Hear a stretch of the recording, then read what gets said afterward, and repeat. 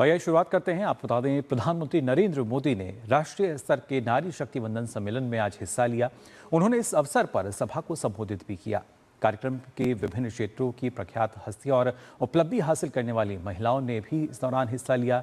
इसमें सरकार, शिक्षा जगत, विज्ञान, खेल, उद्यमिता, मीडिया, सामाजिक कार्य और संस्कृति जैसे विभिन्न जब क्षेत्रों की बात करते हैं तो उनकी जो प्रतिनिधि है वो भी शामिल हुई। प्रधानमंत्री ने कहा कि देश के विकास यात्रा के पड़ावों के बीच भारत 21वीं सदी के सबसे महत्वपूर्ण निर्णयों में से एक जो निर्णय है वो लेने जा रहा है। उन्होंने कहा कि सरकार का निर्णय नारी शक्ति को समर्पित है। नई दिल्ली के विज्ञान भवन में नारी शक्ति वंदन सम्मेलन। प्रधानमंत्री नरेंद्र मोदी ने अपने संबोधन में नारी शक्ति वंदन अधिनियम को 2029 से लागू करने के लिए 16, 17, 18 अप्रैल को होने जा रही संसद की बैठक का उल्लेख किया। कहा, भारत 21वीं सदी के सबसे बड़े निर्णयों में से एक लेने जा रहा है। ये निर्णय नारी शक्ति को समर्पित है। हमारे देश की संसद एक नया इतिहास रचने के करीब है। एक ऐसा नया इतिहास जो अतीत की संकल्पनाओं को साकार करेगा, जो भविष्य के संकल्पों को पूरा करेगा। पीएम ने कहा, महिला आरक्षण की जरूरत दशकों से महसूस हो रही थी।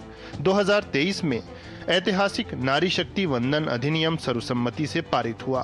पीएम ने कहा कि इसे 2029 तक हर हाल में लागू करने की मांग उठी थी। पीएम ने विश्वास जताया कि 2029 से इसे लागू करने का काम भी संवाद, सहयोग और सहभागिता से होगा। जिस प्रकार से इस अधिनियम को पारित किया गया था और संसद का, सदन का गौरव बढ़ा था, इस बार भी सबके सामूहिक प्रयास से संसद की गरिमा और नई ऊंचाइयों को छुएगी। देश की हर नारी को भी अच्छा लगेगा कि हर दल ने राजनीति से ऊपर उठकर उनके हित में ये महत्वपूर्ण निर्णय लिया है, काम किया है। पीएम ने आजादी की लड़ाई से संविधान सभा के निर्णयों और स्वतंत्र भारत की नींव रखने में नारी शक्ति के असीमित योगदान का जिक्र किया। कहा कि आजादी के बाद भी जिन महिलाओं को प्रतिनिधित्व का मौका मिला, उनका योगदान भी शानदार रहा है।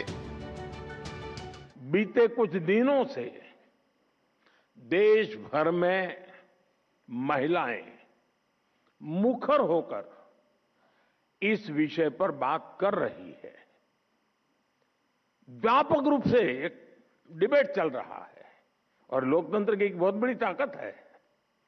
विधानसभा और लोकसभा पहुंचने में उनके सपनों को, आप सबके सपनों को नए पंख मिलने जा रहे हैं।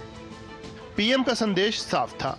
भारत की नारी शक्ति ने अपनी कड़ी मेहनत, साहस और आत्मविश्वास के बल पर नई ऊंचाइयों को छुआ है। पीएम ने जोर देकर कहा कि अब हमें मिलकर उन्हें और अधिक सशक्त बनाने के लिए अवसरों का विस्तार करना होगा। Bureau report, DD news.